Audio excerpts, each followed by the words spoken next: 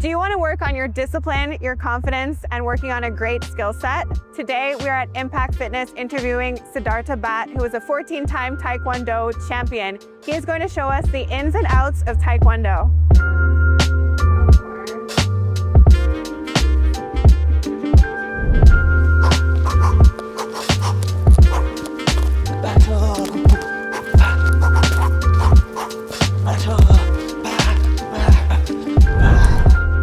So we are here with Siddhartha Bhat. Can you please tell us a little bit more about yourself? I was born and raised out in Toronto. I am 35. I'll be 35 in July. Okay. I was a premature baby. I was actually not supposed to live. I was in an incubator. So from the get-go, I've kind of been a little bit of a fighter. So it's kind of funny how everything kind of aligned to what it is. Born to a Indian dad and a Sri Lankan mom, so culturally it was very interesting growing up in the 90s in Canada with an Indian family. The great thing about Canada, fortunately, and especially Toronto, is that it's very diverse. Yeah. So I was able to acclimate to different cultures, different societal norms, and it kind of, again, helped mold me to the person that I am today. Is Taekwondo the first martial art that you went into, or did you start somewhere else and then find Taekwondo? Oh, great question. Taekwondo was the first thing I was put into. Again, I was put into it for discipline. I was 3. I was just I was a terrible kid. That's say, young. well, it's super young. So is that normal? That's not normal. No. Okay. Most kids start at about 4 or 5 years old. Okay. 2, 3 is very difficult because they're still trying to understand how to move their body, how to listen, how to do that stuff.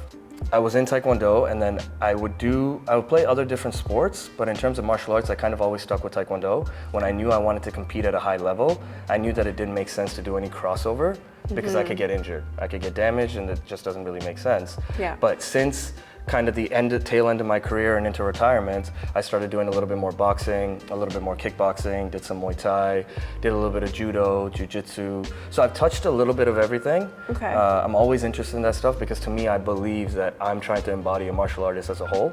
Yeah. Taekwondo will always be the base martial art, the foundation, but I wanted to grow on other things as well.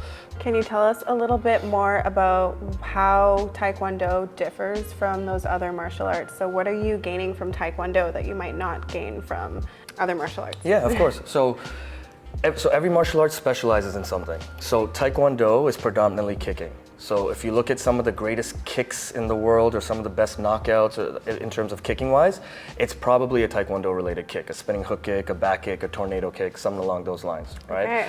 Okay. Other martial arts specialize in other things. So boxing is obviously predominantly hand-based, right? Yeah. Muay Thai is 8 limbs. So not only do they punch and kick, but you also got elbows and knees. So Got it. based on what you specialize in, karate is it's very similar to Taekwondo, but it's got a little bit more hands involved too. But there's a component of control in karate. So every martial art will give you a little something. With Taekwondo, I think the biggest thing that you're gonna get from it is the intangible skills, the life skills, the life lessons. So discipline, focus, respect, integrity, self-confidence, perseverance, all these little tenets, philosophies. Every martial art kind of hones in on that, but Taekwondo specifically really, really hones in on those characteristics of trying to develop a human being. I love that. And now that you're talking about development, would you say that Taekwondo is a really good sport for kids to get into? It sounds like there's a lot of valuable lessons and characteristics as part of it. 100%. So yeah, do you work with kids as well? Yeah, I do, absolutely, yeah. So kids, yes, I definitely believe that I'm biased, but it's a #1 sport for them to get into because again, it teaches you the biggest muscles you have in your body are your legs. If you know how to use those to run, to jump, to kick, to move, you're going to be a well-rounded individual. And if you want to be an athlete, then you're going to be an extremely amazing athlete. So a lot of athletes in the past, they do Taekwondo-based training or like martial arts-based training as cross-training to help them with their sport. Because there's agility involved, there's deceleration and acceleration, there's explosiveness, right? So all those different types of things, but instant gratification, that's another big thing too. Delayed gratification is something that we forget. It's something that we lack, all of us do, especially with everything coming like this. Yeah. And so martial arts, again, helps you with that. If I want to get my black belt, I have to wait. It doesn't matter how good I am. I could be the greatest 7-year-old, you're still gonna wait your time. Yeah. You have to wait, and that's part of to develop patience. Yeah. Develop that respect for what you're doing, how you earn it. That's amazing. Yeah. Okay. So my next question would be, you mentioned that there's a lot of lower body stuff going on with Taekwondo. What are some of the most common injuries that you've seen as an athlete or as a coach with some of your athletes? What are the most common injuries that you see? So probably the number one, I mean, you can kind of toss and turn, but knees are probably the biggest one. ACL, PCL. I don't have a meniscus on this side over here. Like, is that from Taekwondo? From Taekwondo, yeah, yeah, absolutely. So you get a lot of ligament injuries, ankles as well. Like with Taekwondo, a big one because we kick, and like I said, so in Muay Thai, in kickboxing, they kick a little bit more with the bottom half of their leg. In Taekwondo, we kick with the actual foot. So there's a lot of, like, I've sprained my ankles and toes, like my toes look disgusting just from constantly smashing, right? So a lot of those injuries, a lot of ligament type stuff. Hips obviously is a big one. Yeah, definitely hip mobility and stuff. Absolutely, either dislocation or tears in the labrum. And then obviously low back stuff too. You're doing a fighting sport at the end of the day. And like I said, we are using the strongest muscles, the strongest body parts of our body to attack somebody and defend ourselves, so there's going to be a lot of damage regardless, but the main ones are definitely knees, ankles, hips. Okay, so next you're going to show me a few moves that we can do. Absolutely. Let's get started. I like it. Are you ready? I'm ready. Okay, so first kick we're going to learn is basic kick. It's roundhouse kick. Okay, so this is what it looks like, just so you can have a visual of what it's supposed to look like, and then we'll break it down. Okay, so we're here, you're going to have the hands up here. I'm going to turn, and I'm going to extend. And then I drop down, okay? So in Taekwondo, like I said, we kick with the top of the foot. Yeah. It's called the instep, the top of the foot right there. Okay. So if I kick like this, I'm gonna hit the target with my toe, I'm probably gonna break my toe, or it's gonna get injured. Okay. So I wanna point the toe so that when I kick with the top of the foot. Okay. Okay? Okay. So let's try this, and then the hand will come down, exactly. All right. You got this, step, turn, boom, nice, excellent job. Nice job, Cassandra. And then you're gonna reset. All right. Let's do that again. Okay, step out.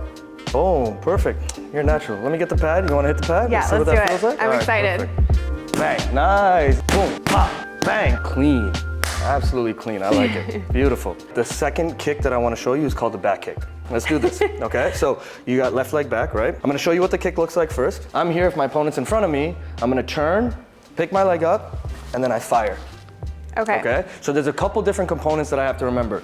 I have to make sure I balance. I gotta make sure that my back is square, and I gotta make sure I look over my shoulder. Okay, so if I'm looking over my shoulder, then I'll be able to see where I'm kicking. Okay. Okay? And then when we kick, you're gonna poke, and then now this is gonna be a little bit different with your foot. Okay. So when you did the roundhouse kick, I told you to point the toe. Yeah. Now I need you to pull the toe up. Okay. Okay. So flex. Exactly. Yeah. Exactly. We're plantar. Now we're gonna dorsey. Okay. Right. Or we're gonna flex now instead of extend. So you're gonna flex the foot, so that when I kick with the bottom. Okay. So I'm aiming for like the heel area. Correct. Okay. Exactly. Got it. Okay. So I'm starting here. Let's go slow. Yeah. Beautiful. You're gonna give me a turn first. Beautiful. That's step number 1. Okay. Pick the knee up. That's step number 2. And then you're gonna fire behind you, step number 3. Boom, excellent. And then you drop it down. Good. Do excellent. I end here or? You end there, and then I want you to look at me. Yes, good. And then you can step back. Boom, and now you're in the reset. Perfect. Let's try it again. All right. Step 1, turn. Step 2, knee pick up, and then fire. Excellent. Awesome. Beautiful. And then if you end up putting it back down, then you're just back in your reset position again. Right. So usually when you kick, you're gonna feel it. I'm gonna hold the target for you. There's a little bit of resistance, obviously. Sometimes I'm gonna hit and I'm gonna drop down, and then I wanna get back into my reset position because I like my left leg back. Okay. Right? Yeah. Or sometimes boom, and if I hit back in my left leg, I'm ready to go. I can do something off of that. Okay. Now I'm left-handed, so I always kick with my left. Is that something that's common? Are you you prefer to kick with your left? So good question. I grew up thinking about being very balanced. I was fortunate that my coach tried to get us to balance both sides. And then so you have an affinity to one side over the other. For all my kicks, my basic linear kicks here, like roundhouse kick, axe kick, all these different kicks, I like the right leg. But anytime I wanted to spin, I felt more comfortable spinning over the left shoulder. So all my back kicks, my spinning hook kicks, all my tornado kicks are off of my left leg. Okay. Which throws people off because when right now we're fighting, I'm right leg back, so this is normal. Right. You're in a southpaw stance. I'm in an orthodox stance, right? Okay. So when I go to kick, you would turn. Go ahead. So you turn the other way. Yeah, turn, go, and then you do the back kick. Boom, hit me here, bang, as I kick you. So you would beat me at that. Okay. If it was a one-to-one, boom, you're gonna beat me on that. Yeah. So that's why I like the left leg back. It kind of throws your opponent off Correct. too. Exactly. Yeah. Exactly. Okay, That's why southpaw stances are very different. It challenges orthodox fighters. Yeah. Because they're not used to it. I've had that experience when I was going to any type of drop-in or Muay Thai class. Right. The coach usually kind of struggled to teach it from the left side perspective because I guess not everyone trains both sides. No, so exactly. that's really important to do both sides. Absolutely. So you find out what side's stronger and you can throw people off too. You can, and then I'm also able to now help people that are southpaw. Yes. With totally. a little bit of a less challenge, right? Yeah. Okay, awesome. so let's try that one more time. Then I'm gonna get the shield, and you're gonna strike a few times. So you're gonna turn first, step one, up, knee up, and then poke. Okay. Nice, excellent. Nice job, Cass. Back. Good. Okay, let me get this. Let me get the shield. I like it. It's looking good. All right. Ready? So you're gonna turn, up, and fire. Good. Excellent. Nice. Turn up, bang. Nice. Good. I like it. And you see how you turn, knee up, bang. Nice. Beautiful job, Cass. Let's do a couple more. Ready? Right. Turn up. Boom. Knee up. Bang. Good. Nice. Cool. Good. Okay. Last kick, and then we'll do the combo, okay? All right. So, tornado kick, another one of my favorite kicks. That sounds so cool. So this is what it looks like, okay? So if I'm here with you, what I'm doing is I'm gonna turn, and I'm gonna do a roundhouse kick. You're throwing your opponent off, you're faking here, so that I'm driving them back. So if I were to do a back kick, you need to be close enough for me to hit the back kick, right? So what we just did. But if you move away, I can't reach you with the back kick. So you land that and then kick. So then I fake that and then I hit you there. Okay, makes sense. So I have to make sure that you're moving back, or I gotta force you to move back. Yeah. For this kick to be successful. Okay. Okay, so let's have some fun with this. So first step you're gonna do, I wanna make sure that I turn and step down. So I'm grounded, boom. And then roundhouse kick with the other leg. Bang, beautiful. Excellent job, let's do that again. Turn, boom, nice. Easy, you're picking things up quick. Kind of breathe, zone yourself in. Okay. Tell yourself you're good, and then we'll do it one more time. There you I'm go. good. You got this, there it is. Okay, so turn and bang, good. Yep. So turn and fire, nice shot. Turn, pop, good, good, good. I like that. Keep the hands a little bit tighter to you. That's the only thing I want, yeah, there you go. Turn and pop, good, excellent job. Let's do a few more. Okay, twist. Turn and pop, good. Turn and bang, good, beautiful. Nice job, Cass. Okay, last combo we're gonna do, okay? I know you're having fun. You're gonna add the jab cross, so you know how to jab cross, so you're gonna go into your boxing stance. Okay. Give me that 1-2, so you're gonna give me a 1-2, and then I want you to add a roundhouse kick at the end. So the back leg, boom, we're gonna hit it right there. Okay. Okay, so I'm gonna hold this guy here. You're gonna give me a 1-2, and then boom. Nice, good, good. So we just wanna pick the leg up a little bit more, that's all. Everything else was clean. Boom, boom, and bang. Nice, good, good. And make sure we breathe a little. Boom, okay? All right. Give me 2 more. So exhale every punch? Correct. Okay. And bang, nice, good height. There we go, let's do one more. And bang, nice. That's that sound I'm talking about. Good job, That was good. Good job. Thank you. Of course. And then in Taekwondo, I'll show you one more thing that we do. Okay. We bow. Okay. So in martial arts, it's very important to bow. And it's very interesting because a lot of people I've met in my life don't know how to deadlift. And to me, a deadlift is really just a bow. If you learn how to bow, when you're young, if you bow, you're showing a sign of respect, but you're also learning to deadlift without even knowing that you know how to deadlift. I love that analogy. That's awesome. So you're gonna, attention, so feet are gonna be together. Okay. At the hip, you're just gonna bow and come back up. Nice job. Awesome. Good job. Thank you so much. That was good. That was awesome. Thank you for showing me those moves. Yeah, that was fun. I see the confidence that comes with learning a martial art. I don't have much experience with martial arts. I did a little bit of Muay Thai. Beautiful. Is Brazilian Jiu-Jitsu considered martial art? Absolutely. Yeah, so I tried a little bit of that as well. And I remember after my first week walking out from trying Jiu-Jitsu, walking down the street at night and just feeling this level of confidence. Yes. Like if someone were to try me, I would be okay and be able to defend myself. So I love that. it gives me an added level of confidence. I think it's good for kids to have. I think it's good for adults to have. Everyone overall should have some sense of security in their own capabilities. Correct. Yeah. Absolutely. Yeah. These are the weapons that you walk around with all the time. Yeah. You got to know how to use them and not use them at the same time too, right? If you train martial arts the right way, the goal is for me to know that I can protect myself and the people I care about, but to not use it. Because there's a better way of diffusing the situation. Because if we get into a fight, I'm probably going to get hurt. I don't want to get hurt. I got things to lose. I got things to care about, so I don't want to do that. Absolutely. But if push comes to shove, I know how to do that. Good. So as you mentioned, kind of protecting yourself, there's a lot of kicking and punching. Is there a lot of defense taught in the sport as well? So how to protect yourself, what to do when you're getting those kicks. Yeah. I'm sure that's also part of the training. Absolutely, yeah. So there's obviously defensive techniques and tactics they can use, and then there's also a self-defense component in Taekwondo and most martial arts where you learn grappling techniques. You learn if somebody chokes you, what to do, if somebody grabs you, if somebody gets you from behind, if you're on the ground, or if, you know what I mean? So you learn all these different, you learn how to flip somebody over, right? All these different things that you have to understand how your body is capable of doing it. And if it's necessary, then I know how to do it.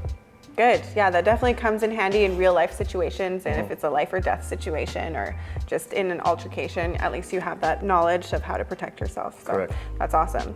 My last question. Yes. All right, so you told me a little bit more about programs and how kids can get exposed to it. If parents want to put their kids into a sport like Taekwondo, are there a lot of expenses around it? What are the types of fees for classes? Do you have to buy lots of equipment or Yeah, just tell us more about that? Yeah, so absolutely. In my opinion, just as I've kind of been exposed to more sports and trying new things, I would say martial arts in general is probably one of the cheaper sports to get into, that is going to still instill a lot of characteristics, a lot of life goals and lessons and confidence at a very small price point. But there's membership fees, right? There's monthly fees that you're always going to pay. That averages from anywhere from about $200 to $400 a month. Okay. So nothing too crazy. And then you have, if your kid or children want to compete and want to take on that sparring, national, Olympic, international level type goals, then there's equipment that you got to buy.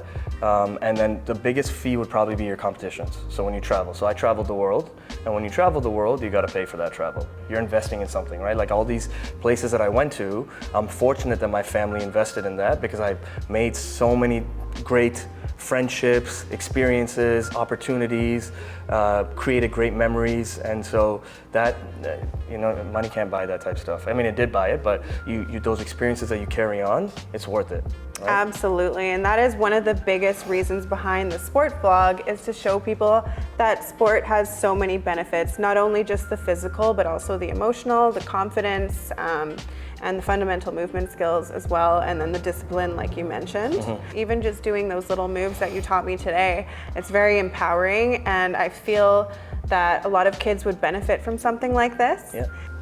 So what would you say to parents who are a little bit concerned about the safety of Taekwondo? I know you did mention some injuries, and I'm assuming that we don't just go right into hitting and punching and kicking. There's some solo aspect to it and pads, and like you said, it's very controlled. So what would you say to parents that are concerned about the safety aspect of that? Yeah, so it's always, when they first start, they're always going to do things kind of shadow-wise, so like just by myself or with a target, with an instructor, so they can learn.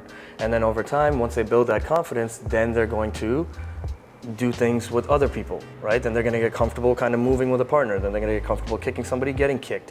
And you just build these levels. And when you build these levels for the kids, it builds their confidence. And over time, they're able to, if they want to, they're able to spar and fight and continue on and so forth. And injury is a part of anything you do. You step outside right now and cross the street and tweak your leg. Yeah. So you can't be fearful of that. You just have to be confident in your skills, and hopefully it carries on. And if you get injured, hopefully you're young, because then you'll bounce back quick. Yep, and then you can see someone like me for injury rehab. That's and right. get back on track. There you go. That's it, right? That's all we got, everybody. Yeah, Good. If people want to follow you, I know you're leaving Vancouver, going back to Toronto, unfortunately, but if people want to follow your journey and watch some of your videos, what's the best way to find you and contact you? Yeah, absolutely. So, I mean, Instagram is a nice way. I got at King Bat is my personal one, and then the martial arts fitness account is at Combat Martial Arts. So KOMBHAT. So my last name is Bat. Follow me on Instagram. You can connect, and then if anybody ever has any questions, or anybody's ever in Toronto and want to get a training session in, or if I'm ever back in Vancouver and people are interested, it's a great way. Social media can connect all of us, right? All right. Well, thank you so much for coming out today, doing the interview, showing me some very cool moves. I can't wait to keep practicing. Yeah, of course, absolutely. What is the best way to say goodbye? Yeah, absolutely. The way we say hi and bye. So we're going to go into our attention. Okay. And then we're going to bow. Good job. Awesome. Thank you. All right, so Siddhartha mentioned 3 common injury sites, starting with the ankles, the knees, and the hips. We're gonna start off with our hip mobility drill in order to help us get warmed up for exercise. And just as a reminder, it's always important to warm up so that we don't get injured. Let's get started. All right, so to warm up our hips, we're gonna start off with some mobility work. You don't need any equipment for this. However, it is more comfortable if you're on a soft surface, like a carpet or a yoga mat. We're gonna work in progressions. So progression number 1, we are gonna be seated on the floor with our feet wider than shoulder width apart. We are going to drop one knee down into the middle, bring it back.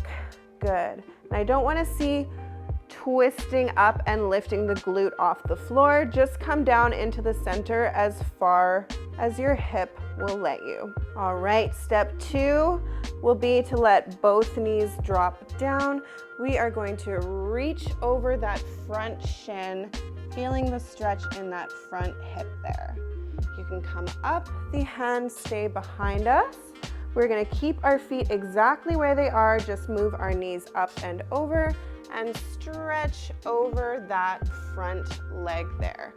For the next progression, we are going to stay upright as our feet stay in place. You come up and over and stretch. Again, we're gonna keep our chest up this time, move up and over and stretch.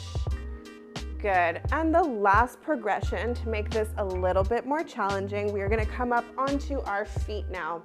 We are gonna squat down and you're gonna drop one knee into the center, come back, drop the other knee. Good. Down and up.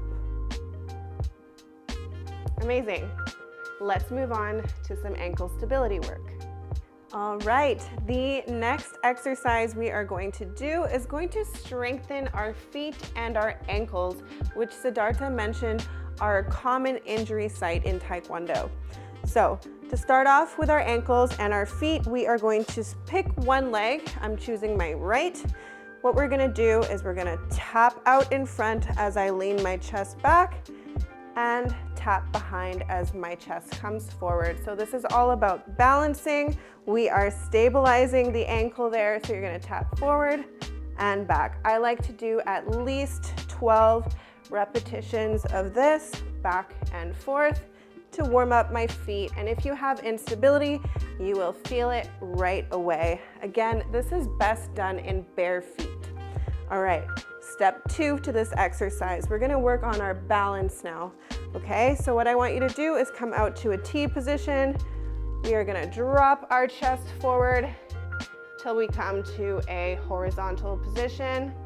Come up, hold that knee up on top, take a step down, and let's try it on the other side. You're gonna come back, balancing, and coming up with the knee. All right, let's get into some knee stability exercises. All right, for this next one, what you'll need is a foam roller as well as a band, but we're gonna get into that next. So with the foam roller, what you want to do is you're gonna place that right underneath the back of your knee there, in that nice little soft spot. The other leg can just chill out on the side, either straight or bent. All right, so we are going to flex the foot, and straighten all the way, pushing the bottom of our knee down into the foam roller and flexing this quad muscle here, which attaches onto the knee. We're gonna hold that for about 5 seconds and come back down. You can repeat this about 5 times per leg. All right, and if that is too easy, there is a progression to this. Let's go ahead and grab our band. All right, so the next thing you might need is a band like this. You can also use a closed band if it's in a loop. If you wanted to wrap it around something, you can also do that. Okay, I'm using a purple color today. I would suggest using anything from green to about blue. We wouldn't be using a black band for this necessarily. We want to have a little bit of movement in the band. All right, so for this next one, you want to loop your band around any solid object that's not going to move. What we're gonna do is you're gonna step into the loop like so, and you want it to be right along the back of the knee there, same place as we had that foam roller. All right, we're gonna start with our other foot slightly in front, and we're gonna bring our heel down towards the floor, flexing our quad all along there. We're gonna lift our heel and push it down into the floor, flexing the quad. Now, if we want to make this a little bit more challenging, we can go into a lunge position. And what you're going to do is you're going to come down, come back up, and squeeze, pushing back into that band on the back of the knee there. Again, you're going to lunge down and come back up. If you wanted to make this even more challenging, you could have a dumbbell or a kettlebell on the side and push back. If you like today's video and you feel like you learned something, please hit like, comment, and subscribe. Every month we'll be featuring a new sport where I write about it on the sport blog on my website, and then I go and try the sport with a new athlete each month. So stay tuned for more.